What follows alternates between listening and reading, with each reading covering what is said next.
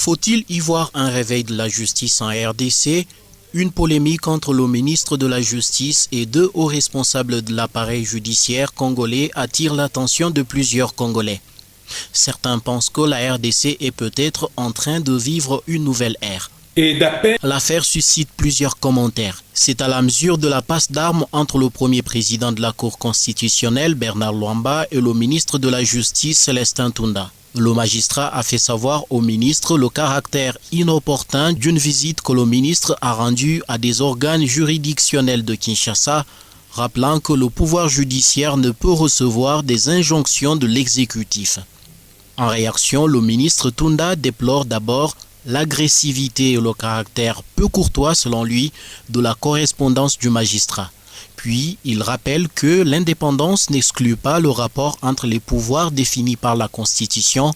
Il fait savoir par ailleurs qu'il n'apprécie pas des remontrances. Pour ce juriste, ce débat veut simplement dire que l'exécutif n'est pas en train d'accepter qu'il soit en train de perdre un combat. Le combat, c'est celui de maintenir toujours la justice sous sa dépendance. Depuis plusieurs semaines, en RDC, la justice se penche sur des dossiers financiers au sujet des projets présidentiels dans le cadre du programme des 100 jours. Pour ce juriste, l'heure est venue pour redorer les blasons ternis de la justice.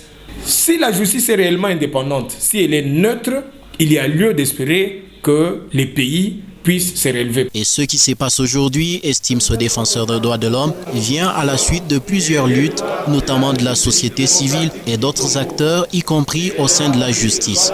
Dans cette province, il y a des juges, comme les juges Senkei, comme Madame Ramazani, ou comme d'autres auxiliaires de justice, qui se sont pratiquement sacrifiés, presque sacrifiés, pour que la justice devienne indépendante. Ces personnes sont pour nous des héros. L'affaire est d'autant plus encore vive que deux juges de paix de Kinshasa-Gombe, dont le procès du directeur de Fonds national pour l'entretien routier, ont décidé de se retirer du jury. Ils protestent ainsi contre des pressions dans l'exercice de leurs fonctions.